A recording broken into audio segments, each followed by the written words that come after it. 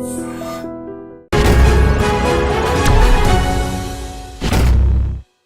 And welcome to the point. AP రాజకీయాలు చాలా వేగంగా మారుతున్నాయి, కీలక మలుపులు తిరుగుతున్నాయి. ఈసారి ఎన్నికల్లో బహుశా సామాజిక సమీకరణాలు చాలా కీలకం కాబోతున్నాయని అర్థమవుతోంది. ఇప్పటికే సీఎం వైఎస్ జగన్ సామాజిక సమీకరణాల్లో చాలా ముందుకు వెళ్ళారు. అభ్యర్థుల మార్పిడి జరుగుతోంది చాలా నియోజకవర్గాల్లో. అండ్ అటు జనసేన ఇటు టీడీపీలు కాపు ఓట్ల కోసం తెగ ట్రై చేస్తున్న పరిస్థితి కూడా చూస్తున్నాం. ఈ సమయంలో గోదావరి జిల్లాలో రాజకీయంగా చాలా చాలా ఆసక్తికర పరిస్థితులు ఉన్నాయి. అండ్ ఇదే సమయంలో ముద్రగడ్డ బహుశా వైసీపీలో చేరతారనే వాదన కొంతకాలం కొనసాగింది. కానీ లేటెస్ట్గా అర్థమవుతోంది ఏంటంటే టీడీపీలో అంటే జనసేనలో చేరబోతున్నారా ముద్రగడ్డ అనే టాక్ నడుస్తున్న ఈ సమయంలో ఇది చాలా చాలా కీలకమైన పరిణామంగా భావించాలి గోదావరి జిల్లాల్లో. సో జనసేన నేతలు ముద్రగడ్డను తమ పార్టీలోకి ఆహ్వానించడం వెనుక వ్యూహం ఏంటి? అండ్ కొంతకాలం క్రితం ముద్రగడ్డ జనసేనాని చాలా తీవ్రంగా విమర్శించిన విషయం కూడా చూసాం, లేఖ రాశారు. అండ్ అంతకుముందు కూడా ఐడ్రీమ్ మీడియాలోనే బహుశా నాకు ఇచ్చిన ఇంటర్వ్యూలో కూడా ఆయన చాలా టీడీపీ పెట్టిన ఇబ్బందులు, టీడీపీ ఎన్ని విధాల అవమానపరిచిందో కాపులని అని చెప్పి, కించపరిచిందని చెప్పి ఆవేదన వెళ్ళగక్కిన విషయం కూడా చూసాం. మరి రాజకీయాల్లో ఏది శాశ్వతం కాదంటారు. ఇదే కోవలో గనక కొనసాగితే ఏం జరగబోతోంది? కాపుల ఓట్లు ఎవరికి పడబోతున్నాయి? జనసేన టీడీపీ ఈ రెండు పార్టీలు కలవడాన్ని కాపులు నమ్ముతారా? ముద్రగడ్డ చేరికని ఏ విధంగా భావిస్తారు?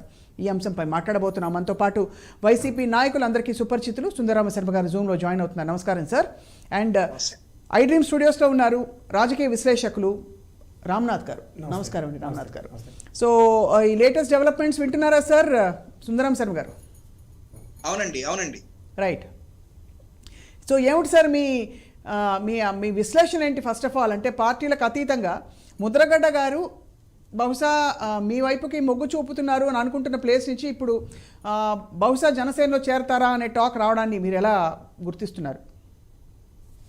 మొదట ఒకటండి, పద్మనాభం గారు, ముద్రగడ పద్మనాభం గారు యాక్చువల్ గా ఆయన ఇంతకు ముందు నిజంగానే కాపుల కోసం జాతి అని అనేవారు. ఆయన చాలా కష్టపడినటువంటి మాట వాస్తవం. ఆయన కాపుల కోసం, వాళ్ళ రిజర్వేషన్ కోసం, ఒక రకంగా చెప్పాలంటే కాపు ఉద్యమాన్ని ముందుకు తీసుకెళ్లినటువంటి ఆయనే. రంగా గారు చనిపోయిన తర్వాత ఆయన అటు ఇటుగా చాలా వరకు కూడా కాపు సామాజిక వర్గాన్ని ముందుండి ఈ యొక్క ఉద్యమం కోసం నడిపించింది కూడా ముద్రగడ పద్మనాభం గారే, అందులో అనుమానం ఏం లేదు. కాకపోతే ఏమవుతుందంటే రాజకీయాలలో మన యొక్క కులం వెనక రావాలి కానీ కులం ఎప్పుడు కూడా ముందుండకూడదు. అదే ఇదిలో ఆయన దెబ్బతిన్నది కూడా ఆయన. ఎందుకంటే ఆయన పత్తిపాడులో పోటీ చేసినప్పుడు ఆయన కాపులు అని చెప్పని అంటున్నారు. సరే కాపు చేస్తే ఓటేయించుకో, మేము ఎందుకు ఓటేయాలి నీకు అని మిగతా సామాజిక వర్గాలు ఆ రోజున ఆయనకు ఓటేయాల. దానితో అది బాగా బయట ప్రచారం కూడా జరిగింది. దానితో ఆయన అక్కడ ఓడిపోవటం కూడా జరిగింది. అయితే ఒకటి ఏంటంటే క్రెడిబిలిటీ అనేటువంటిది జగన్మోహన్ రెడ్డి గారు 100 సార్లు వాడుతుంటే ఇప్పుడు మనం ఇంకా బాగా దాన్ని ఏమంటారంటే దీంట్లో చూడాల్సినటువంటి పరిస్థితి ఏర్పడింది. ఎందుకంటే ఒక నాయకుడికి కనుక క్రెడిబిలిటీ లేకపోతే తను చెప్పేటువంటి మాట కానీ తను చేసేటువంటి పని మీద కానీ ప్రజల్లో కనుక తన మీద సరైనటువంటి క్రెడిబిలిటీ లేని వాడి కింద కనుక నిరూపించుకుంటే రాజకీయాలలో మనుగడ కష్టం అవుతుంది. నో డౌట్ పద్మనాభం గారిని మనం డెఫినెట్ గా ఒక రాజకీయ నాయకుడిగా ఇదిగా మనం గుర్తుంచుకుంటాం, మంచిదే. కానీ ఆయన భారతీయ జనతా పార్టీలో చేరారు.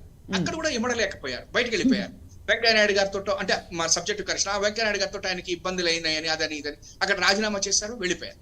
అట్లా కాంగ్రెస్ అన్ని పార్టీల నుంచి కూడా ఆయనకి ఒక రకంగా చెప్పాలంటే ఎందుకునో మొత్తం మీద ఏ పార్టీలోనూ కూడా ఆయన ఇమ్మడలేకపోయిన మాట వాస్తవం. అయితే చంద్రబాబు గారు వచ్చినప్పుడు బీసీ రిజర్వేషన్ కల్పిస్తాను కాపులకి అనేటువంటిది బ్రహ్మాండమైనటువంటి స్లోగన్ ఆ రోజున చంద్రబాబు గారు ఇచ్చారు. దాన్ని అటు ఇటుగా సమర్థించిన వారు పవన్ కళ్యాణ్ గారు. అయితే ఇక్కడ చాలా మంది ఏమంటారంటే దాని మూలకంగా గోదావరి జిల్లాల్లో ఏదో వచ్చింది అనేటువంటిది కరెక్ట్ కాదు నా వరకు. ఎందుకని చెప్పంటే నిజంగా ఆ రోజున కాపులకి పార్లమెంటు సీట్లు ఇచ్చి ఎక్కువ సీట్లు ఇచ్చినటువంటి వ్యక్తి ఎవరంటే జగన్మోహన్ రెడ్డి గారు. ఏలూరు తోట చంద్రశేఖర్ కాపు, మన మచిలీపట్నం కాపు, తర్వాత సబ్జెక్ట్ కరెక్షన్, తర్వాత గుంటూరు కూడా మా గుంటూరు, ఇట్లా మొత్తం చాలా మంది కాపులకి ఆ రోజున పార్లమెంటు సీట్లే ఇచ్చినటువంటి ఘనత ఉంది అంటే 2014లో జగన్మోహన్ రెడ్డి గారు. కానీ దురదృష్టం ఏంటంటే పవన్ కళ్యాణ్ గారి యొక్క ఇదిని పట్టుకుని చివరికి ఆ సీట్లన్నీ చేజార్చుకుంటే ఇవాళ రోజున చంద్రబాబు నాయుడు గారు తన సామాజిక వర్గం వాళ్ళకి ఇచ్చుకునేటువంటి అవకాశాన్ని వాళ్లే కలగజేశారు. కాపులని ముందుండి కాపు కాసినటువంటి వ్యక్తి ఆ రోజున జగన్మోహన్ రెడ్డి గారు అయితే ఆయన్ని పక్కన పెట్టేసి ఒక రకంగా కొంచెం అటు ఇటు ఓట్ల రకరకాలైన ఫ్యాక్టర్స్ తోటి గెలిచుండొచ్చు. కానీ తర్వాత మీకు ఒక కాపు సామాజిక వర్గాన్ని కూడా చంద్రబాబు నాయుడు గారు వాళ్ళని ముందు పెట్టి నడిపించాల. అయితే ఇక్కడ ఒక్క విషయాన్ని మెయిన్ గా మనం చూడాల్సింది ఏంటంటే, ఇదే ముద్రగడ పద్మనాభం గారు, ఇదే జనసేన పవన్ కళ్యాణ్ గారు తిట్టిన తొట్టు తిట్టుకోకుండా మాట్లాడుకున్నారు. ఎందుకంటే ఆయన పవన్ కళ్యాణ్ గారి గురించి ముద్రగడ పద్మనాభం గారు మాట్లాడారు, నన్ను ఆ రోజు ఇచ్చేసినప్పుడు వచ్చావా. ఇంకొకటి చెప్పాలి, చంద్రబాబు గారి యొక్క సమయంలోనే నాకు బాగా గుర్తు, చిరంజీవి గారును, దాసనారాయణరావు గారు, మా రఘువీరారెడ్డి గారు కూడా అప్పుడు గుర్తున్నంత వరకు వీళ్ళందరూ కూడా ఆ రోజున జరిగిన ఇబ్బంది గురించి, ముఖ్యంగా అటువంటి ఇబ్బంది ఆంధ్రప్రదేశ్ చరిత్రలో ఎవ్వరికీ కూడా ఏ రాజకీయ పార్టీ అధికారంలో ఉన్నా చేయలే. అటువంటిది ముద్రగడ పద్మనాభం గారిని ఆ రోజున ఇంట్లో అంతమంది పోలీసులు, 2500 మంది పోలీసులు ఎంతో మందిలో పెట్టి ఆ రోజున ఆయన ఇంట్లో ఉన్నటువంటి మహిళల్ని కూడా అవమానపరిచి, ఆ తర్వాత దాన్ని డైరెక్ట్ గా ముద్రగడ పద్మనాభం గారు చెప్పుకున్నారు, లాకారాలతోటి తిట్టాడు, ఇదంతా లోకేష్ వెనక నుంచి చూపించారు అని చెప్పారని అంత ఇదిగా చెప్పుకున్నటువంటిది కూడా అప్పుడే జరిగింది. చిరంజీవి గారు వీళ్ళందరూ అయితే అక్కడనే రాజమండ్రిలో అనుకుంటే అక్కడనే ఇచ్చేసి వెళ్ళిపోతే, దాసనారాయణరావు గారు మేము కనుక వెళ్ళకపోయింటే ఆయన కూడా ఇంకొక మన ఈయనలాగా అయిపోయేవారు, రంగా గారు లాగా ఇద్దరులాగా అయిపోయేవారు అనేటువంటిది కూడా ఆ రోజున వచ్చింది.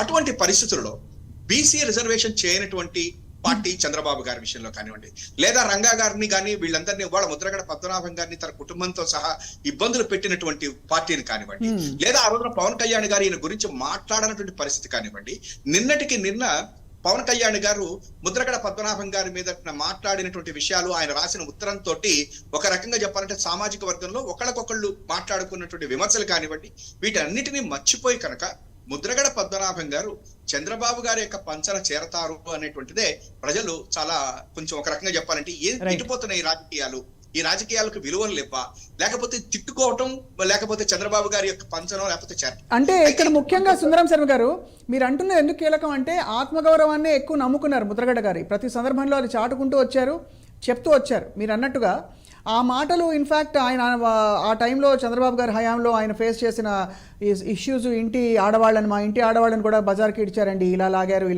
ఇలా మాట్లాడారు అని అన్న మాటలు ఐ డ్రీమ్కి ఇచ్చిన ఇంటర్వ్యూలోనే ముద్రగడ గారు చాలా ఆవేదన వ్యక్తం చేశారు. అంటే ఎప్పటికీ వస్తుంది అసలు విముక్తి అని చెప్పి. సో ఇది నిజంగా జరిగి ఇది ఆశ్చర్యకరమైన ఒక పరిణామంగానే భావించాలంటే ఏ ప్రాతిపదికన అని చెప్పి.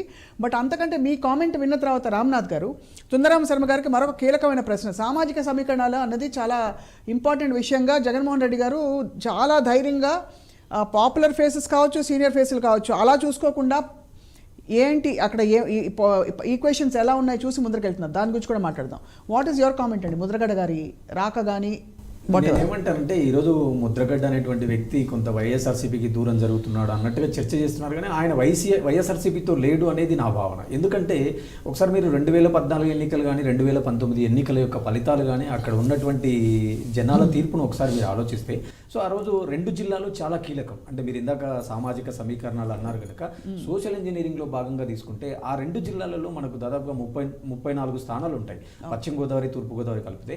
సో ఆ జిల్లాలలో సహజంగానే ఒక నానుడు ఉంది, ఉమ్మడి ఆంధ్రప్రదేశ్లో నుంచి కూడా ఉంది, సార్ గారికి తెలుసు, మీరు కూడా చాలా మంది వినే ఉంటారు. అంటే సర్కారు జిల్లాలలో ఏ గాలి వీస్తే అటు సైడు అధికారం సొంతం అవుతుంది అనేటువంటి మాటలు మనం విన్నాం. కాబట్టి ఈరోజు రాష్ట్ర రాజకీయం అంతా ఆ 2 జిల్లాల చుట్టూ తిరుగుతుంది, ముఖ్యంగా మీరు అన్నట్టు కాపు సామాజిక వర్గం చుట్టూ తిరుగుతుంది. నేనేమంటానంటే రాష్ట్ర విభజన తర్వాత ఆ రోజు ఉన్నటువంటి రాష్ట్ర పరిస్థితుల దృష్ట్యా కొంత ఆ రోజు చంద్రబాబు నాయుడు గారికి ప్రజలు అధికారం పట్టం కట్టారు అనుకుంటే మనము, తర్వాత ఆయన తీసుకున్న అజెండాను, ఆయన తీసుకున్నటువంటి విధానాలకు తీవ్ర వ్యతిరేకత రావడం వల్ల కేవలం 23 స్థానాలకే పరిమితం అవ్వడం జరిగింది, ఆ రోజు అధికారం కోల్పోవడం జరిగింది. సో ఈ రోజు మనం 3వ ఎన్నిక చూస్తున్నాం విభజన తర్వాత. అంటే విభజన జరిగిన తర్వాత ఎన్నికలకు, అంతకుముందు ఎన్నికలకు పీపుల్ పర్సెప్షన్ లో కొంత మార్పు వచ్చింది. అంటే మా నాయకుడు ఉన్నాడు అని చెప్తే అతన్ని చూసి ఓట్లేసేటువంటి పరిస్థితి ఈ రోజు ఉన్నటువంటి రాజకీయాల్లో లేదు. ముఖ్యంగా ఏంటంటే బడుగు బలహీన వర్గాలకు కూడా చైతన్యం పెరిగింది, వాళ్ళు కూడా ఖచ్చితంగా రాజ్యాధికారంలో భాగస్వామ్యం కావాలా అనేటువంటి వాదన ఎక్కువైంది. అందుకే ఈరోజు పార్టీలలో కూడా నీకు మార్పు కనపడుతుంది. అంటే ఎమ్మెల్సీ సీట్లలో కానీ, రాజ్యసభ స్థానాలలో కానీ, లోకల్ బాడీస్లో కానీ, అటు కార్పొరేషన్లలో కానీ, ఇటు పదవులలో కానీ మహిళలకు, బీసీలకు పెద్దపీట వేయడం మనం చూస్తున్నాం. ఈరోజు జగన్మోహన్ రెడ్డి గారి ప్రభుత్వం కానీ మిగతా రాష్ట్రాలలో కూడా చాలా మార్పులు మనం దేశంలో చూస్తున్నాం. ఈరోజు అంటే తెలంగాణకు సంబంధించినటువంటి వ్యక్తి ఆర్ కృష్ణయ్య గారిని కూడా తీసుకొని వచ్చి ఇక్కడ రాజ్యసభకు పంపించడం కూడా మనం చూసినాం. అంటే బీసీ వర్గాలలో కూడా చైతన్యం వచ్చింది. అంటే మా సామాజిక వర్గాలకు ఎవరైతే ప్రాధాన్యత ఇస్తారో అలాంటి వాళ్ళనే మేము నెత్తిన పెట్టుకుంటాము అనేటువంటి చైతన్యం, కొంత మార్పు కనపడింది. కాబట్టి కాబట్టి ఈరోజు ఒక ముద్రగడ్డ పద్మనాభం గారు కుటుంబం ఒక సైడ్ వస్తానే ఏదో మొత్తం వేవ్ అంతా ఒక సైడ్ వెళ్తాదని కానీ లేదా ఇటు సైడ్ కొంత తగ్గుతుంది అనేటువంటి భావవ్యాప్తి ఈరోజు సమాజంలో లేదు అనేది నా ఒపీనియన్. ఈ సామాజిక సమీకరణాలు మీరు అన్నట్టుగా ఏదైనా ఇప్పుడు అగ్రకులాలు లేకపోతే ఇతర కులాలు ఏవైతే మీరు అన్నట్టు బడుగు బలహీన వర్గాలకి ప్రాతినిధ్యం సముచితంగా ఉండాలి అని చెప్పి జగన్మోహన్ రెడ్డి గారు ఒక సంకల్పంతో ముందరకెళ్తున్నారు. ఈ ప్రాసెస్లో ఇతర కులాలు లేదు సోకాల్డ్ మనకి అంటే ఒక వర్గం సామాజిక వర్గానికి మనం ఆపాదిస్తుంటాం, వాళ్ళు ఏమన్నా అంటే దీన్ని సరిగ్గా స్వాగతిస్తారంటారా లేక దీనివల్ల, ఎందుకంటే నొచ్చుకుంటున్న వాళ్ళు అక్కడ ఇక్కడ చూస్తున్నాం. అలాగే మనం టీడీపీలో కూడా కేసినేని నాని ఆయన బహుశా ఈ టీడీపీ వైసీపీలోకి రాబోతున్నారని చెప్పి కూడా వాదనలు వినిపిస్తున్నాయి. సో ఏమంటారు సార్ మీరైతే? అంటే ఖచ్చితంగా ఆయన కూడా నిన్న మనం చూసినాం. అంటే కేసినేని నాని గారు కూడా 2014లో 2019లో వరుసగా విజయవాడ నుంచి గెలవడం జరిగింది. ఆయన కూడా నిన్న చేసిన ఒకసారి కామెంట్లు చూస్తే ఖచ్చితంగా మనం ఏదైతే తెలుగుదేశం పార్టీ యొక్క ప్రధాన అజెండా అమరావతి చుట్టూ జరిగిన రాజకీయాన్ని మనం అబ్జర్వ్ చేసినాం. ఈ రోజు కూడా వాళ్ళు అదే అజెండాతో కట్టుబడి ఉన్నారు. అంటే మేము మళ్ళీ రేపు 2024లో అధికారం వచ్చినా కూడా అమరావతి రాజధాని అని వాళ్ళు చెప్పడం చూస్తే వాళ్ళతో అంత సఖ్యతగా పనిచేసిన వ్యక్తి ఈ రోజు బయటకు వచ్చి మాట్లాడినటువంటి మాటలు చూస్తుంటే విజయవాడలో సిటీ ఉంది, అటు సైడ్ గుంటూరులో నగరం ఉంది, కానీ అమరావతి అనేది ఒక నగరమే లేదు, అది కేవలం ఒక రియల్ ఎస్టేట్ వ్యాపారంగా మారిందని చెప్పి సొంతంగా వాళ్ళతో సమీపంగా పనిచేసినటువంటి వ్యక్తి వచ్చి ఈరోజు మనతో మాట్లాడుతున్నారు. కాబట్టి నేనేమంటానంటే ఇది మీరు ఇందాక సామాజిక సమీకరణాల భాగంగా ఆలోచిస్తే ఈరోజు ఎంత కాదనుకున్నా ఆంధ్రప్రదేశ్లో ఒక నానుడు ఉంది. అంటే 6.5% ఉన్నటువంటి రెడ్డీసు, 4.8% ఉన్నటువంటి కమ్మ సామాజిక వర్గం చేతిలోనే ఈ ముఖ్యమంత్రి పదవి దాదాపుగా 35 సంవత్సరాలు రెడ్డిస్ వర్గాలలో లేదా 21 సంవత్సరాలు కమ్మ సామాజిక వర్గంలో ఉంది అని చెప్పి ఆ రోజు ప్రజారాజ్యం పార్టీ తెర మీదికి రావడం, తర్వాత జనసేన కూడా కాపులకి అధికారం అని చెప్పి రావడం చూస్తే ఈరోజు మరి కాపులకు రాజ్యాధికారం కావాలా, కాపులు పల్లకి ఎక్కాలా అనేటువంటి వాదానికి మరి ఈరోజు సమాధానం ఏం చెప్తారు? రేపు ముద్రగడ్డ కుటుంబం కావచ్చు, ఇంకొకరు కావచ్చు, అంటే మనం ఎన్ని రోజులు ఉన్నా కూడా తెలుగుదేశం పల్లకిని మోయాల్సిందే అనేటువంటి ప్రశ్న కూడా రేపు ఆయనకు ఎదురవుతుంది కదా. తప్పకుండా. ఎందుకంటే ఇప్పుడు సుందరం శర్మ గారి ఒక నానుడు ఉంది, అది అనొచ్చు అనకూడదో కానీ అన్ని చోట్ల పర్వాలేదు కానీ వంగ తోట్ల మాత్రం బాగు కాదు ఏదేదో ఉంది కదా. అలాగా ఇప్పుడు కాపు సామాజిక వర్గం నుంచి కూడా ఎవరు ప్రాతినిధ్యం, ఎవరు సరైనప్పుడు పవన్ కళ్యాణ్ గారా ముద్రగడ్డ గారా అని ప్రశ్నించుకుంటే ఈ కూటమిలో మరి అక్కడ ఏమైనా పవర్ స్ట్రగుల్స్ వచ్చే అవకాశం, ఎందుకంటే కాపులకి ఇందాక అడిగిన ప్రశ్న మీరు కట్ అయింది సార్. కాపులకి బహుశా మీ పార్టీ ఇచ్చినన్ని అవకాశాలు అంటే ఈరోజు పోటీ చేయడానికి కావచ్చు, మీ ఎమ్మెల్యే స్థానాలు కావచ్చు, బహుశా వేరే వాళ్ళు ఇతరులు ఇచ్చినట్టు మనకి దాఖలాలు లేవు గతంలో కూడా. అయినా కూడా ఇది మేము కాపుల కోసమే అని మీరు అనలేదు, కానీ పనులు జరుగుతున్నాయి. సో ఇది ఎలా జనంలోకి ఎలా తీసుకెళ్తారు ఈ మెసేజ్ని మీరు? ఒకటి మనం ఇక్కడ చూడాల్సింది ఏంటంటే మేడం, ప్రజారాజ్యం పార్టీ వచ్చిన తర్వాత ఆంధ్రప్రదేశ్ లో మొదటిసారిగా కాపులకి అని చెప్పని మనం అంటున్నాం, కానీ ఆ రోజులు చిరంజీవి గారు అంది ఏంటంటే బీసీలు అని చెప్పని మాట్లాడాడు. అవును, నిజానికి బీసీ యొక్క సామాజిక ఇదే అని చెప్పని మాట్లాడారు. అయితే ఆ యొక్క బీసీ సాధికారత లేదా కాపులకి రాజ్యాంగానికి దగ్గర రాజ్యాధికారానికి దగ్గర తెచ్చినటువంటి వ్యక్తి ఎవరంటే జగన్మోహన్ రెడ్డి గారు. అయితే ఇక్కడ ఎందుకు మనం ఏదో పార్టీలో కూర్చున్నందుకు కాదు, ఇవాళ 4 రెడ్లు 4 కాపులు 25 మంది క్యాబినెట్ ఉంటే 25 మందిలో 4 రెడ్లు 4 కాపులు 17 మంది ఎస్సీ ఎస్టీ బీసీ మైనార్టీలు.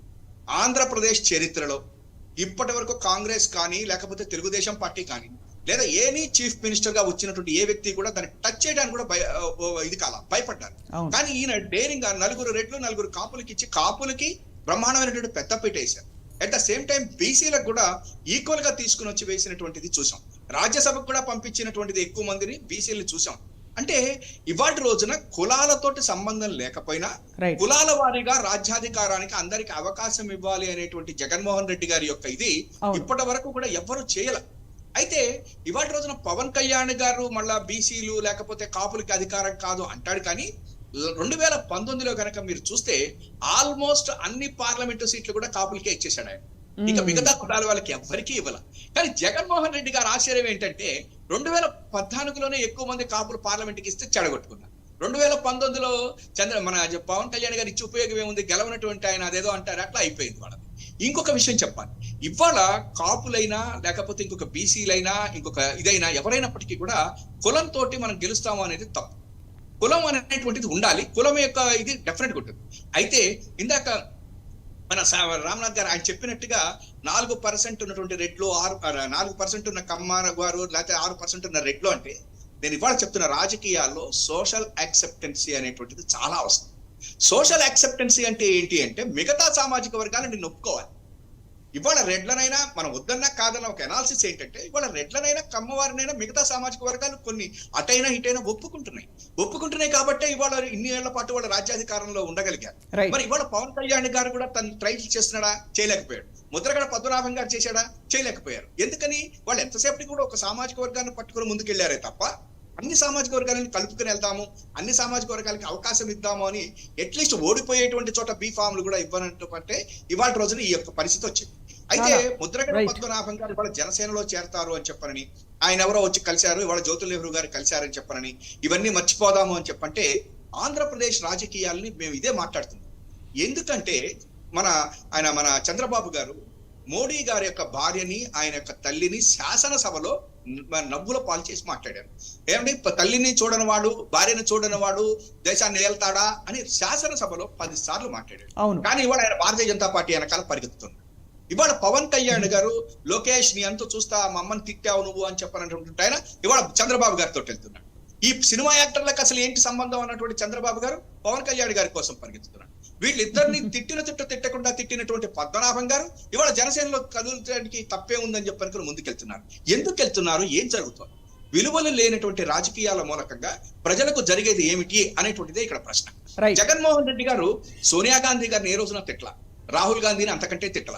ఆయన ఒక్కటే చెప్పాడు, తను నమ్ముకున్నటువంటి ఆ పావురాల గుట్ట దగ్గర తన తండ్రికి జరిగినటువంటి దీని మాట మీదట బయటకు వచ్చి ఓదార్పు యాత్ర చేసుకున్నాడు. పార్టీ నుంచి బయటకు వచ్చేసాడు. ఇవాళ ఎవరైనా సరే, ఎనీ రాజకీయ నాయకుడు ఎవరైనా సరే కొన్ని విలువలు కనుక పాటించకపోతే చంద్రబాబు గారు చెప్పేటువంటి ప్రజాస్వామ్యాలు అవన్నీ అట్లాగే ఉంటాయి. ఎందుకు ఈ మాట నేను అంటున్నానంటే జగన్మోహన్ రెడ్డి గారు ఇవాళ సోషల్ జస్టిస్ చేయాలి అనేటువంటి ఉద్దేశంతో ఇవాళ సీట్లు మార్చినా ఏమైనా చేస్తున్నారు. ఇవాటి రోజున ఎస్సీలైనా, ఎస్టీలైనా, బీసీలైనా, మైనారిటీలైనా, కాపులైనా, బ్రాహ్మలైనా, వైశ్యులైనా, ఎనీ క్యాస్ట్ అతను ఈక్వల్ గా చూసుకుంటాడు. మొట్టమొదటిసారిగా ఆయన చూస్తుంది ఏంటంటే గెలవాలి. ఇప్పుడు గెలవాలి, పథకాలు అందరికీ చేరాలి, సామాజిక పథకాలు సంక్షేమం అందరికీ అందాలి. ఇదే పరమావధిగా అభివృద్ధి అనే కార్యక్రమాలు ఏవైతే ఉంటాయో అందరి జీవితాలని ప్రభావితం చేయాలి. మానవ వనరుల్ని పూర్తిగా డెవలప్ చేయాలి. జీవన ప్రమాణాలు పెరిగితేనే కదా. అది యాక్చువల్లీ అంతకంటే పెద్ద అభివృద్ధి ఏముంటుంది అన్నది ఈ ప్రభుత్వ వాదనగా కనిపిస్తుంది. ఎందుకంటే బిల్డింగ్లు కట్టేస్తే అయిపోదు. మనుషులు వాళ్ళ స్థితిగతులు మార్చకపోతే, ఒకవేళ వాళ్ళు బిల్డింగ్లు కట్టినా కూడా అదే స్థితిగతుల నుంచి బయటకు వెళ్ళిన మనుషులు ఏం చేస్తారు అన్నది ఈ ప్రభుత్వ వాదన. రామ్నాథ్ గారు ఇక్కడ ఒక విషయం చెప్పండి. ఇప్పుడు జరుగుతున్న ఈ మార్పుల వల్ల నిజంగానే ఒక ఏపీ పాలిటిక్స్ దృక్పథం మారుతుందని మీరు భావిస్తున్నారు? ఎందుకంటే కులాల వారీగా కాదు, ఇదివరకు ఒకే కులం ఇలాగే ఉండాలి, ఆ కులస్తుడు అంటే వాళ్ళకి మాత్రమే ప్రతినిధి అన్నట్టుగా మనకి పరిస్థితులు చూసేవాళ్ళం. ఇందాక సార్ అన్న పాయింట్ కూడా ఇప్పుడు మనం సినిమా భాషలో మాట్లాడుకుంటే కాసేపు ఒక సినిమా హిట్ అయిందంటే ఆ హీరో యొక్క అభిమానులు చూస్తే సినిమా ఎప్పుడు హిట్ అవ్వదు. అన్ని వర్గాలను ఒక సినిమా ఆదరిస్తేనే ఆ సినిమా సూపర్ హిట్ లేదా బ్లాక్ బాస్టర్ అంటాం. అలాగే ఇందాక సార్ చెప్పినట్టుగా కానీ మనం చూస్తే ఈరోజు సోషల్ యాక్సెప్టెన్స్ ముఖ్యం. అంటే నువ్వు ఒక పార్టీ పెట్టినప్పుడు నీ పార్టీ యొక్క సిద్ధాంతాలు కానీ నీ యొక్క ఆశయాలను నువ్వు అన్ని వర్గాలకు దగ్గరగా అయినప్పుడే ఆ పార్టీ కేమ్ ఇంటూ పవర్. కానీ అంతవరకు ఆ పార్టీకి రాజ్యాధికారం దక్కదు. ఈరోజు ఆ యాంగిల్లో ఆలోచించినప్పుడు మనము 6% ఉన్నామా, 4% ఉన్నామా, 5% ఉన్నామా అనేది పక్కన పెడితే ప్రజల యొక్క ఆకాంక్షలను ఎవరు నెరవేరుస్తున్నారు, ప్రజల యొక్క జీవన ప్రమాణాలకు ఎవరు అడుగులు పడుతున్నాయి అనేటువంటిది ముఖ్యం. మీరు ఇందాక ఒక మాట అన్నారు, ఈరోజు జరుగుతున్నటువంటి అభివృద్ధి కానీ ఈరోజు జరుగుతున్నటువంటి చర్చ చాలామంది ఏమంటారంటే అభివృద్ధి ఏముంది, మీరు కూడా ఇందాక అన్నారు అంటే బిల్డింగులు కడితే నేను అభివృద్ధి అంటున్నారు. అంటే ఈ గవర్నమెంట్ ని ప్రశ్నించినప్పుడల్లా వాళ్ళు చెప్తున్నది ఒకటే కన్సిస్టెంట్ ఆన్సర్ ఏమిటంటే మనుషులలో ఇన్వెస్ట్ చేయడం కంటే గొప్ప అభివృద్ధి ఏముంటుంది, మనుషుల జీవన ప్రమాణాలు మారుస్తేనే కదా. నేను దానికి అదే ఒక ఎగ్జాంపుల్, దేశం అంటే మట్టి కాదు, ఈ దేశం అంటే మనుషులైన ఊరికే అనలేదు కదా. ఇంకొక విషయం చెప్పాల్సింది ఏంటంటే అభివృద్ధి అనే దానికి ఇంకొకటి నేను చెప్తాను. ఇప్పుడు ఎవరు విమర్శించినా ఈరోజు జగన్మోహన్ రెడ్డి ప్రభుత్వాన్ని కానీ మాట్లాడినా కూడా అభివృద్ధి అంటే ఏదో ఒక ఇన్ఫోసిస్ వస్తేనే, ఒక టీసీఎస్ వస్తేనే అభివృద్ధి అనుకుంటున్నారు. కానీ అది కాదు. అభివృద్ధికి చాలా కొలమానాలు ఉంటాయి. Development is a consist of many perceptions or many angles. అంటే ఒక్కొక్క లీడర్కు ఒక పర్సెప్షన్ ఉంటుంది. ఇక్కడ నేనేమంటానంటే సహజంగా మీరు చూడండి, సహజంగా ఒక రాష్ట్ర అభివృద్ధిని ఎలా కొలుస్తారు, ఒక స్టాటిస్టికల్ భాషలో మనం కొలవడం చూస్తే గత సంవత్సరం కంటే ఈ సంవత్సరం జిఎస్డిపి ఎంత ఉంది, లేదా జిఎస్టీ వసూళ్లు ఎలా ఉన్నాయి, ప్రొడక్టివిటీ ఎంత ఉంది, ఆ రాష్ట్రంలో ఏ రంగంలో ఎంత ఉత్పాదకత నమోదైంది అనేటువంటి ఆధారంగా ఆ రాష్ట్రం యొక్క వృద్ధిని మనం కొలుస్తాం సహజంగా. ఒక స్టాటిస్టికల్ లాంగ్వేజ్లో చెప్పాలా, ఒక ఎకనామిక్ భాషలో చెప్పాలంటే. అది కాకుండా అభివృద్ధి అనేది ఏంటంటే ఇంకొక యాంగిల్ ఉంటుంది. అంటే సోషల్ జస్టిస్ పాయింట్ ఆఫ్ వ్యూలో చూసినప్పుడు ప్రజల యొక్క జీవన ప్రమాణాలు నిన్నటి కంటే ఈరోజు ఎలా ఉన్నాయి? ఈరోజు మనం చూస్తున్నాము, మీరు కానీ నేను కానీ కొంత పర్చేజింగ్ కెపాసిటీ మన దగ్గర ఉంటుంది, మనం ఎంప్లాయబుల్ అయి ఉంటాము, కొంత మన కుటుంబాల తోడ్పాటు కానీ మన కుటుంబం యొక్క జీవన ప్రమాణాల రీత్యా మనం కొంత అప్లిప్మెంట్ అయి ఉంటాం సమాజంలో. కానీ అట్టడుగు వర్గాల కింద ఉన్న వాళ్ళ గురించి ఎవరు ఆలోచిస్తారు? అది కరెక్టే. అండ్ అదే సోషల్ ఇంజనీరింగ్లో డెవలప్మెంట్లో భాగంగానే అన్ని సామాజిక వర్గాలని కలుపుకుపోవాలనే సంకల్పంతో ఏ 600 ఉన్న అభ్యర్థుల్ని మార్చేస్తాం అవసరమైతే అనే ఒక చాలా చాలా అంటే సాహసోపేతమైన డెసిషన్స్ అని చెప్పాలి. సుందరరామ శర్మ గారు ఏమంటారు సార్? అది నిజమండి. ఇవాళ జగన్మోహన్ రెడ్డి గారు చేస్తున్నటువంటిది యాక్చువల్ గా ఆశ్చర్యకరమైన విషయం ఏంటంటే డిసెంబర్ 2022 డిసెంబరు లేదా జనవరి మొదట్లో 23లో ఇదే టీవీ అంటే పచ్చ పత్రికలనండి, పచ్చ మీడియా ఏమన్నాయంటే దరిదాపుగా 50-60 మంది ఎమ్మెల్యేల మీద వ్యతిరేకత ఉంది, 10 మంది మంత్రుల మీద వ్యతిరేకత ఉంది అని చెప్పారని వాళ్ళ పేరుతో సహా చెప్పి జగన్మోహన్ రెడ్డి గారు వీళ్ళని మార్చకపోయేటట్లయితే ఇబ్బంది అవుతుంది అని వాళ్ళు చెప్పారు. ఇవాళ వాళ్ళందరినీ మారుస్తుంటే ఇదేంటి ఎందుకు మారుస్తున్నాడు అంటే వాళ్ళు ఏమనుకున్నారంటే వీళ్ళని మార్చాలని మాట్లాడారు. ఆ రోజు నుంచి పుంకాలుగా వచ్చింది. ఆ రోజున డిస్కషన్స్ ఏంటంటే 60 మంది ఎమ్మెల్యేలు అవుట్, 10 మంది మంత్రులు అవుట్ అని చెప్పని ఇవన్నీ చేశారు. అంటే ఇవాళ మీడియా కానీ ఇవాళ చంద్రబాబు గారు కానీ ఈ రాష్ట్రంలో ఉన్న అపోజిషన్స్ అన్నిటికీ కూడాను ఒకటి మాత్రం నిజం, తను ఆడుతున్నటువంటి కురుక్షేత్ర యుద్ధంలో ఎట్నుంచి వస్తున్నాడో వీళ్ళకి అర్థం కాక ఇబ్బంది పడుతున్నటువంటి మాట మాత్రం వాస్తవం. ఇక్కడ సార్ సుందరం శర్మ గారు, మనం అంటే సూటిగా ఇవాళ కాపుల ప్రభావం ఏ మేరకు ఉంటుందని మాట్లాడుతున్నాం కనుక ఒక సూటి ప్రశ్న సార్. ముద్రగడ్డ గారిని కాపు నేతగా ఆ గుర్తింపు ఆయన కొనసాగుతుందా, అది ఓటు బ్యాంక్గా మారుతుందా? రెండో ప్రశ్న, చంద్రబాబు పవన్ కళ్యాణ్ వీళ్ళిద్దరూ కలిసి కాపులకి మేలు చేస్తారని కాపులు నమ్ముతున్నారా? ఈ 2 ప్రశ్నలకి సమాధానం చెప్పాలని కోరుతున్నాం సార్ మిమ్మల్ని అలాగే రామ్నాథ్ గారిని. మేడం, ఒకటి, ముద్రగడ పద్మనాభం గారు కాపుల మీద తన యొక్క ప్రభావం తగ్గినట్టుగా డెఫినెట్ గా ఇప్పటివరకు మనకు తెలుసు. కాకినాడలో కూడా మనం చూసిన చోట కూడా ఎక్కడా కూడా ఆయన యొక్క ఎన్నికల్లో కాకినాడ ఎన్నికల కార్పొరేషన్ ఎన్నికల వాటిల్లో కూడా ఎక్కువగా ఆయన యొక్క ప్రభావం ఎక్కడా లేదు. అంతేకాదు, ఎప్పుడైతే పవన్ కళ్యాణ్ గారికి ఆయన రాసినటువంటి లెటర్ మీకు గుర్తుండే ఉంటుంది, ద్వారంపూడి గారి గురించి దాని గురించి రాసినటువంటి లెటర్, పవన్ కళ్యాణ్ గురించి రాసినటువంటి లెటర్స్ లో అది చూసిన తర్వాత చాలా మంది పవన్ కళ్యాణ్ అభిమానులు కానీ వాళ్ళందరూ కూడా ఆయన మీద అనేక రకాలైనటువంటి ఆరోపణలు చేశారు. ఇంకొకటి కూడా ఏంటంటే ఒక రకంగా చెప్పాలంటే ఆయన మామూలుగా ఒకప్పుడు నిజంగా వెలిగినటువంటి వ్యక్తే కానీ ఇవాటి రోజున ఆయన కొంచెం ఎక్స్పైరీ డేట్ అయినటువంటి టాబ్లెట్ కిందనే వాళ్ళ సామాజిక వర్గం చూస్తున్నమాట వాస్తవం. అయితే ఇప్పుడు పవన్ కళ్యాణ్ గారికి వచ్చేసరికల్లా ఇక్కడ 2 ఇష్యూస్ వచ్చినాయి. పవన్ కళ్యాణ్ గారిలో ప్రాబ్లం ఏంటంటే కాపు సామాజిక వర్గం మొత్తం కూడా పవన్ కళ్యాణ్ గారు ఎంబడ వెళ్తుందా అంటే అది అయ్యేటువంటి పరిస్థితి కాదు. ఎందుకు దీనికి ఉదాహరణ నేను చెప్తాను. ప్రజారాజ్యంలో అంత చిరంజీవి గారు ఎంబడ వెళ్తే కూడా మీరు కాంగ్రెస్ పార్టీ రాజశేఖర రెడ్డి గారికి సంబంధించినటువంటి ఆ రోజున వట్టి వసంత కుమార్ గారు ఇట్లా వీళ్ళందరూ కూడా గెలిచేశారు ఆ రోజున. అంటే ఇక్కడ ఒకటి మాత్రం నిజం, ఇవాళ కాపుల్లో ఒక పర్సెంటేజ్ ఆఫ్ ఏజ్ ఉన్నటువంటి వాడు అంటే అబౌవ్ 45 years ఉన్నటువంటి వాడు వాళ్ళందరూ కూడా ఏం ఆలోచిస్తున్నారంటే we need a sustainable government. ఎందుకంటే రేపు పొద్దున మన వ్యాపారాలు వీటన్నిటికీ కూడా కావాలి అనేది చూస్తున్నారు. దీనికి నేను ఇంకొకటి చెప్తాను. నిన్న ఇది సబ్జెక్ట్ కరెక్షన్ నిన్న వచ్చినటువంటి న్యూస్ ఏంటంటే నాగబాబు గారు మొన్న ఎప్పుడో ఒక 3-4 days బ్యాక్ విశాఖపట్నంలో కొంతమంది వ్యాపారస్తులతోటి పెట్టారట. దాంట్లో చిన్న వ్యాపారస్తులు కొంచెం పార్టీ మీద కానీ సామాజిక వర్గం మీద అభిమానం ఉన్న వాళ్ళు వచ్చి ఒకటే మాట అడిగారట, వాట్ ఈస్ పవన్ కళ్యాణ్? పవన్ కళ్యాణ్ గారు ఏంటి, ఆయన ఏమన్నా ముఖ్యమంత్రి అవుతాడా లేకపోతే డిప్యూటీ సీఎం అవుతాడా? ఏమీ లేనప్పుడు మేమంతా బయటకు వచ్చి ఎందుకు రావాలి? ఎందుకంటే ప్రజారాజ్యం టైంలో చాలా మంది కాపు సామాజిక వర్గానికి చెందినటువంటి డబ్బు ఉన్నటువంటి వాళ్ళు చాలా బాగా దెబ్బతిన్నారు. డబ్బు ఉన్న వాళ్ళు, డబ్బు లేని వాళ్ళు కూడా చాలా ఆర్థికంగా నేను చెప్తున్నాను, నేను చాలా మందిని చూశాను, చాలా మంది దెబ్బతిన్నారు. ఎందుకు తిన్నారు? ఆ రోజున జరిగినటువంటి ఇది చూసిన తర్వాత కోలుకోలేనటువంటి పరిస్థితి ఉంది. అంతేకాదు బిలో 40 years లో వాళ్ళలో ముఖ్యంగా ఈ సినిమా ఉన్నటువంటి వాళ్ళు కొంతవరకు పవన్ కళ్యాణ్ గారు ఎంబడే వెళ్ళారు. కానీ నిన్న లోకేష్ గారు ఏదైతే మాట్లాడాడో సీఎం సీటు చంద్రబాబు గారే, డిప్యూటీ సీఎం కూడా మా తెలుగుదేశం పార్టీ ప్యారెట్ బిల్ లో నిర్ణయిస్తుంది అన్నారు. తర్వాత విశాఖపట్నంలో మీటింగ్ ఫెయిల్ అయింది పవన్ కళ్యాణ్ గారు.